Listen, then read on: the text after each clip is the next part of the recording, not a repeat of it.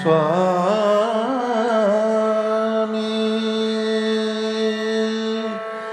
નારાયણ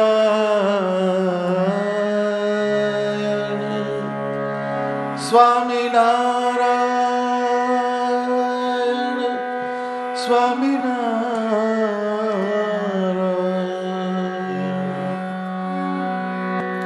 સ્વામિનારાયણ સ્વામિનારાયણ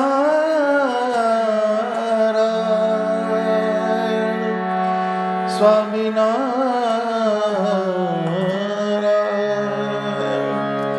સ્વામિનારાયણ સ્વામિનારાયણ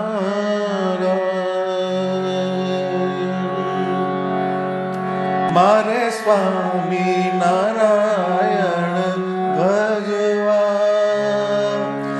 દુર્જનિયાના સંગ ને તજવા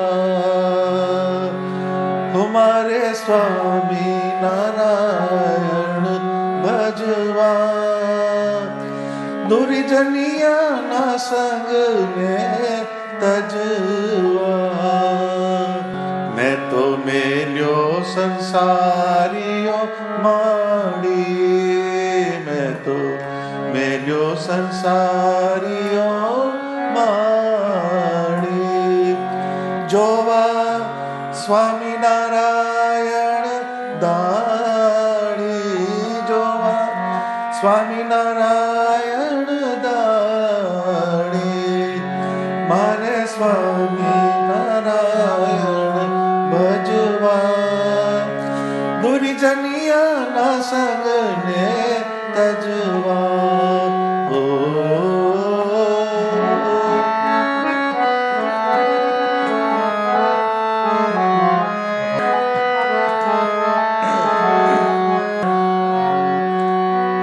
મને સ્વામિનારાયણ ભાવે મને સ્વામિનારાયણ ભાવે લોક સ્વામીની કહીને બોલાવે વાટે ઘાટે જાતા ને વળતા સ્વામિનારાયણ સાબરતા મારે સ્વામિનારાયણ ભજવા દુર્જનિયાના સંગને તજવા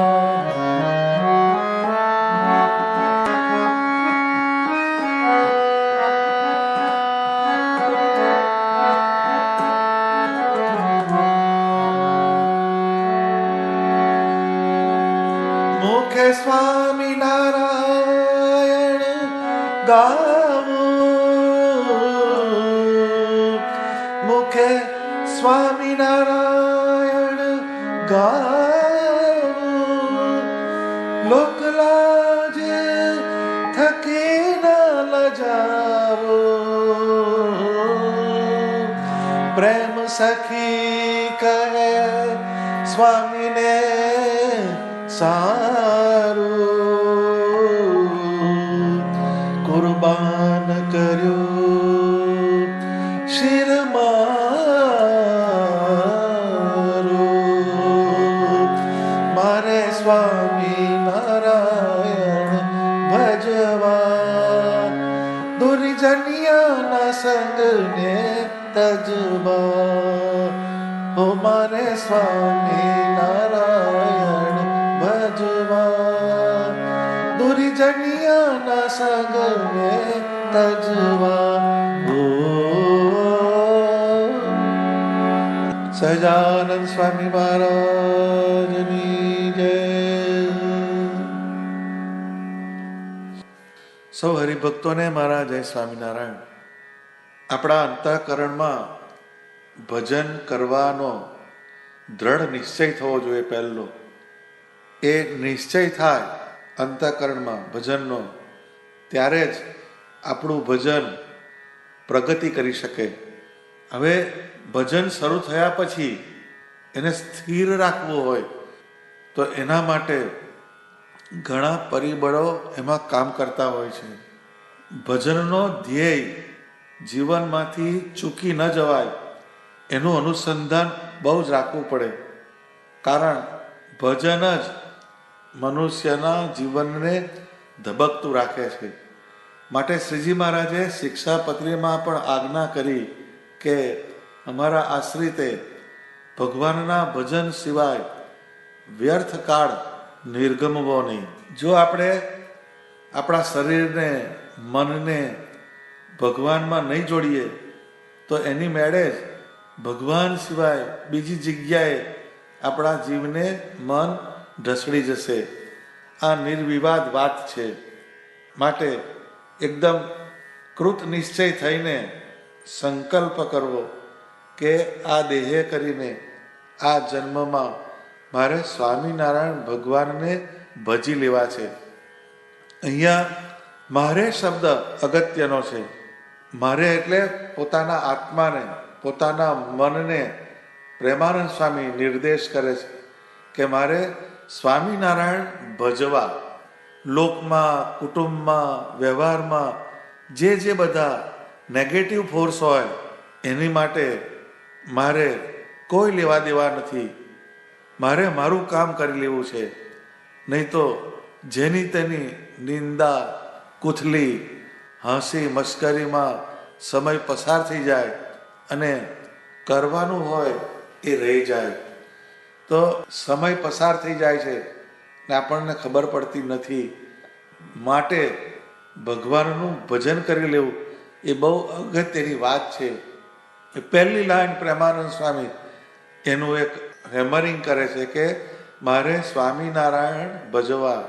એ આપણા જીવનની અંદર જેમ સવારે વહેલા ઉઠવા માટે આપણે એલાર્મ રાખીએ છીએ એમ આપણા જીવનની અંદર ચાલુ ને ચાલુ આ એલાર્મ રહેવું જ જોઈએ કે મારે સ્વામિનારાયણ ભજવા, મારે સ્વામિનારાયણ ભજવા.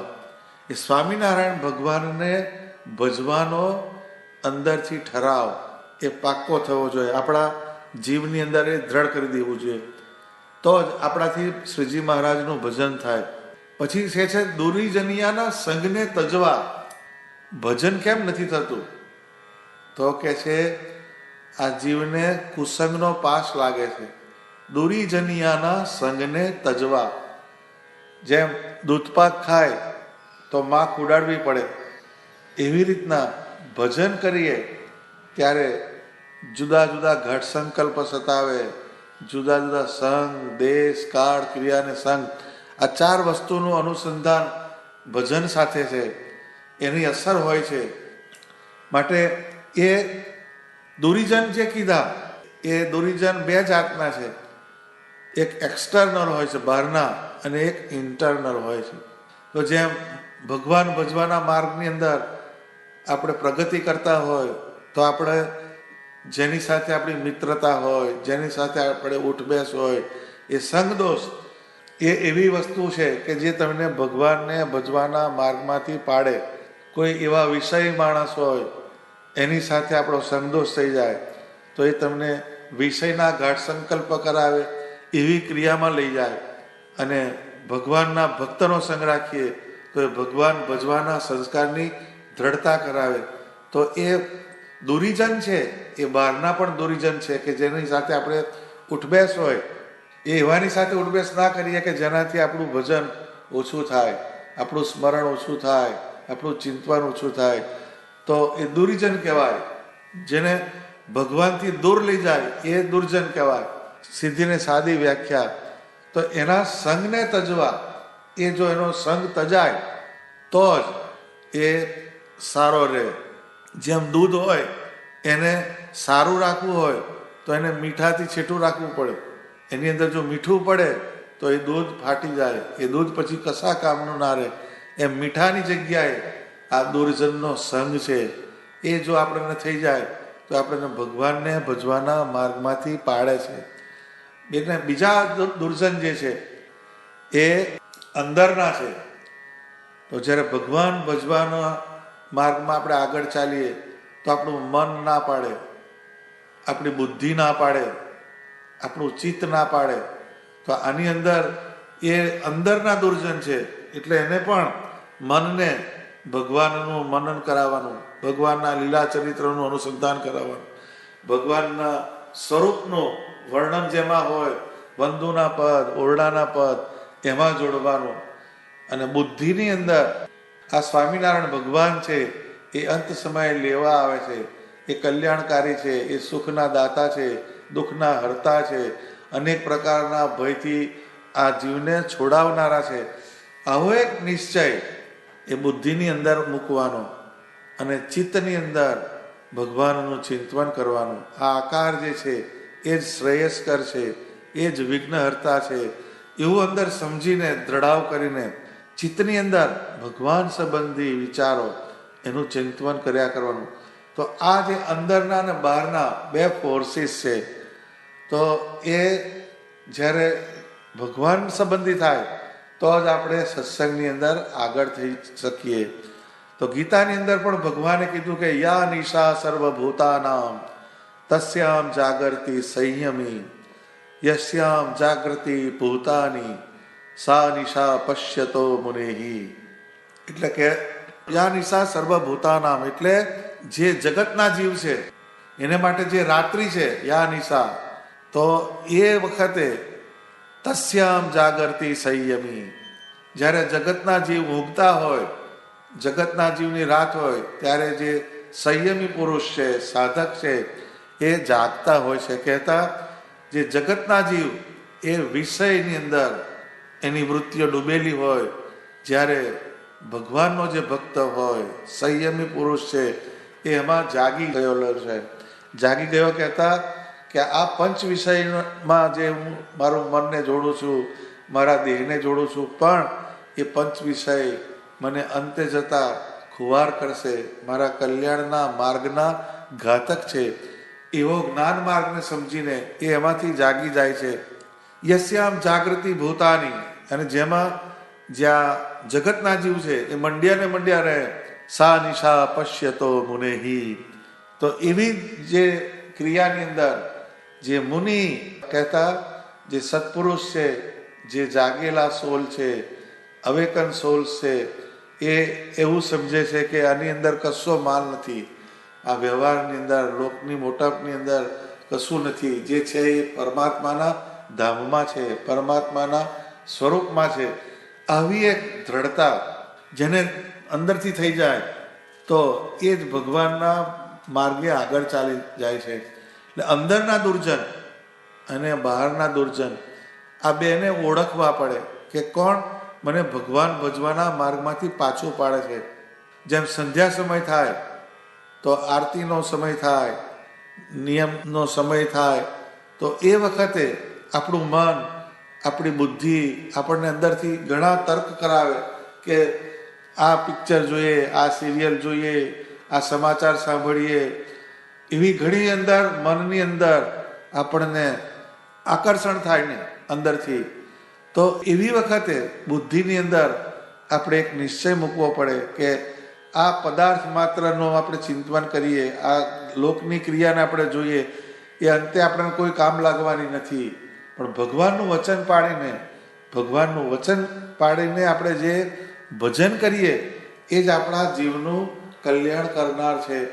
આવી એક અંદરથી જે લાગણી આપણે ઉત્પન્ન કરીએ અને પછી ભગવાનના સ્વરૂપમાં જોડાઈએ તો એ આપણને શ્રેય કરનારું થાય. તો આ સત્સંગની અંદર દુર્જન જે અંદરના અને બહારના એને આપણે છોડીએ તો જ આપણે ભગવાનને ભજવાના માર્ગમાં આગળ જઈ શકીએ છીએ. સ્વામી આગળ કહે છે કે મેં તો મેલ્યો સંસારીઓ માડી, જોવા સ્વામિનારાયણ દાડી. હવે જે ભગવાનની પ્રાપ્તિ માટે પ્રેમાનંદ સ્વામી કહે છે મેં તો સંસાર મૂકી દીધો છે. એક જ અભિલાષા દાડી, એટલે કે મારે સ્વામિનારાયણ ભગવાન એના દર્શનની એક અભિલાષા કાયમ રહ્યા કરે છે, એટલે મેં આ સંસારને મૂક્યો. તો શ્રીજી મહારાજે ગઢડા પ્રથમના 70મા વચનામૃતમાં એક બહુ સરસ વાત સમજાવી કે આ જીવના અંતઃકરણમાં જે કુસંગીના રૂપ છે તે પંચ વિષય રૂપી શસ્ત્ર બાંધીને ઊભા છે. અને વળી જે આ સંતના રૂપ છે તે પણ ભગવાન સત્ય ને જગત મિથ્યા ને વિષય ખોટા એવા જે શબ્દ તે રૂપી શસ્ત્ર બાંધીને ઊભા છે. અને એ બેને પરસ્પર શબ્દની લડાઈ થાય છે. તે જ્યારે કુસંગીનું બળ થાય છે ત્યારે વિષય ભોગવ્યાની ઈચ્છા થઈ આવે છે. અને જ્યારે આ સંતનું બળ થાય છે ત્યારે વિષય ભોગવ્યાની ઈચ્છા નથી થતી. એમ પરસ્પર અંતઃકરણમાં લડાઈ થાય છે. તો જે છોડવાની વાત કીધી એમાં આ વાતનું અનુસંધાન બેસે છે. એ કેમ કે છે તો કે આ જીવની અંદર જે અંતઃકરણ છે એમાં કુસંગીના રૂપ એ એમ કે પંચ વિષય રૂપી શસ્ત્ર બાંધીને ઊભા છે. એટલે અંદર પણ એક વોર ચાલે છે, યુદ્ધ ચાલે છે.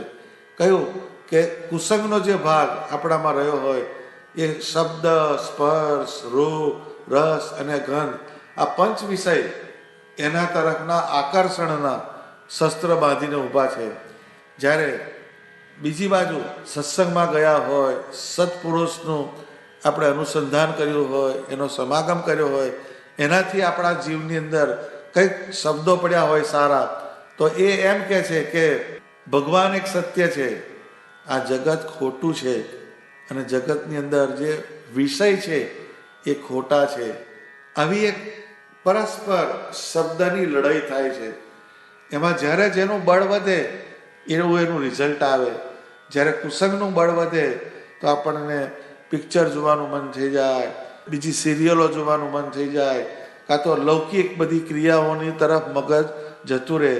ભગવાન ભજવાનો સમય હોય ત્યારે, સંધ્યા સમય હોય, સવારનો સમય હોય, કે જે ભગવાનના ધ્યાન, ભજન ને પૂજન માટેનો સમય હોય, એ વખતે જ્યારે મનની અંદર કુસંગના સંસ્કાર હાવી થઈ જાય તો એ તમને એ બાજુ લઈ જાય. પણ હું ભગવાનનો ભક્ત છું, મારે ભગવાનની આજ્ઞા પાડવી જોઈએ, આ સમય મારે શ્રીજી મહારાજની પૂજા, અર્ચન, આરતી વગેરે કરવાનો સમય છે, એવી જો અંદર એક વાત સ્થિર થાય તો એ તમને ભગવાન ભજવાના માર્ગ તરફ લઈ જાય. તો એ પરસ્પર લડાઈ, આ જે લડાઈ થાય છે એની અંદર જેનું બળ વધે એ જીતી જાય. એમ આપણે સત્સંગની અંદર ભગવાનની મૂર્તિનું અનુસંધાન દ્રઢ કરવું હોય તો સત્સંગ સંબંધી જે ગાંઠ એને વધારે ને વધારે મજબૂત કરવા જોઈએ. તો એ ક્યારે થાય તો કે જેટલો સત્સંગનો યોગ વધે એટલું જે વધે એનું સીધું પ્રપોર્શન ત્યાં આગળ આવે છે. એટલે એમ કહે છે મારે સ્વામિનારાયણ ભજવા, મેં તો મેલ્યો સંસારીઓ માડી, જોવા સ્વામિનારાયણ દાડી. પ્રેમાનંદ સ્વામી કહે છે અમે ભગવાન સ્વામિનારાયણનું નિત્ય દર્શન થાય એના માટે આ સંસાર મૂક્યો. કંઈક મેળવવા કંઈક છોડવું પડે છે. તો ભગવાનને મેળવવા માટે આપણે આપણા વ્યવહારમાંથી આસક્તિ ઓછી કરીને ભગવાનની આસક્તિ કરવી પડે. આપણા જે રોજના રૂટીન એમાંથી પણ થોડો સમય કાઢીને આપણે ભગવાન સંબંધી ક્રિયામાં કરવો જોઈએ. મને સ્વામિનારાયણ ભાવે, લોક સ્વામીને કહીને બોલાવે, વાટે ઘાટે જાતા ને વળતા, સ્વામિનારાયણ સાંભળતા. કેટલી સરસ વાત કીધી સ્વામીએ કે મને સ્વામિનારાયણ ભાવે. આ ભાવે શબ્દ બહુ અગત્યનો છે. જેમ ઘણા બધા પ્રકારના વ્યંજન હોય એમાં અમુક વસ્તુ તરફ આપણું એક લાઇકિંગ હોય છે, સહજ આપણને ગમતું હોય છે. એમ આ બ્રહ્માંડની અંદર બધું ઘણી બધી વસ્તુઓ છે, ઘણા બધા ભોગ વિલાસ છે, ઘણા બધા સુખના સાધન છે, પરંતુ એ બધામાં મને સ્વામિનારાયણ ભાવે છે. સ્વામિનારાયણ ભગવાનની થોડીક પણ જેની અંદર ક્રિયા હોય કે સ્વામિનારાયણ ભગવાનનો થોડોક પણ જેને સંબંધ હોય એ આપણને ગમવું જોઈએ. તો મુકુંદ બ્રહ્મચારી હતા, એમને સ્વામિનારાયણ ભગવાનના સ્વરૂપનું ખૂબ જ અનુસંધાન અને એમનો જેને સંબંધ હોય એના અંદર પણ એમને હેત થતું. તો જ્યારે મહારાજ ગઢડામાં હતા ત્યારે ધર્મકુળ ત્યાં ગઢપુરમાં આવેલું છે, અને ત્યાં થોડોક સમય ત્યાં ગઢડામાં ધર્મકુળ રહેલું છે. તો ધર્મકુળના જે નાના છોકરાઓ હોય એ તો યુપીથી આવેલા હોય એટલે અજાણ્યા પડે. એટલે મુકુંદ બ્રહ્મચારી જે હતા તે એક હાથમાં એક છોકરું તેડે, બીજા હાથમાં બીજું છોકરું તેડે, એકને ખભે બેસાડે, આમ કરીને એને બધી રીતે સાચવે. કેમ કે આ છોકરા જે છે એ ધર્મકુળના છોકરા છે, શ્રીજી મહારાજનો એને સંબંધ છે. તો સીતારામજીને એમના જે છોકરા હતા એમને મુકુંદ બ્રહ્મચારી એની શુશ્રૂષા કરે, એને ખાવાનું આપે, એને લાડ લડાવે. એમાં ને એમાં ભગવાનનું જે ધ્યાન આપવાનું હોય એ ઓછું થઈ ગયું. એટલે મુક્તાનંદ સ્વામીએ ટકોર કરી કે બ્રહ્મચારી, આ મહારાજની બધી ક્રિયાનું ધ્યાન ઓછું થઈ ગયું તમારે. તો એને જવાબ આપે કે છે કે મહારાજની સેવા કરનાર તો ઘણા છે કે છે, પણ આ ધરમકુળને કોણ સાચવે? તો આ એક વાત બહુ સમજવા જેવી વાત છે. એનું કારણ કયું હતું કે મને સ્વામિનારાયણ ભાવે. આપણા જીવનની અંદર ભગવાન આપણને ભાવવા જોઈએ. આપણે કઈ વસ્તુ ખાઈએ વધારે? તો કે જે વધારે ભાવતી હોય એ વધારે ખવાય. એમ સ્વામિનારાયણ ભગવાન જો આપણને ભાવી જાય તો આપણા જીવનના દરેક સ્તરે આપણે સ્વામિનારાયણ ભગવાનનું ભજન કરીશું, એમનું શ્રવણ કરીશું, એમની કથાનું, એમના લીલા ચરિત્રનું મનન કરીશું, એમના મહિમાનું ચિંતન કરીશું. પણ જો ભાવ્યું નહીં તો એ કોઈ પણ ક્રિયા આગળ થવાની નથી. જેમ થાળી પીરસાતી હોય અને અમુક વસ્તુ ભાવતી ના હોય તો પહેલેથી જ હાથ અધ્ધર કરી દે કે આ મુક્ત નહીં. એમ જો સ્વામિનારાયણ ભગવાનમાં ભાવ જોડાય તો જ એ ભજન આગળ ચાલે છે. ભાવ વગર ભજન આગળ ચાલતું નથી. કેમ કે ભજનને ભાવ સાથે સીધો સંબંધ છે. મને સ્વામિનારાયણ ભાવે, લોક સ્વામીની કહીને બોલાવે. એટલે મને એમ કે સ્વામીને કહીને બોલાવે કે હું સ્વામિનારાયણ ભગવાનનો સાધુ છું, એમ કહીને મને બોલાવે. એમ આપણને આ બધી વસ્તુઓ સમજવા જેવી છે. કઈ તો કે વાટે ઘાટે જાતા ને વળતા સ્વામિનારાયણ સાંભળતા. કે મારી દરેક ક્રિયાની અંદર આવતા જતા ગમે તે ક્રિયા હોય પણ મને સ્વામિનારાયણ ભગવાન સાંભળે છે. કેમ કે મને ભાવે છે. એ ભાવવાની જે વાત છે એ બહુ સમજવાની વાત છે.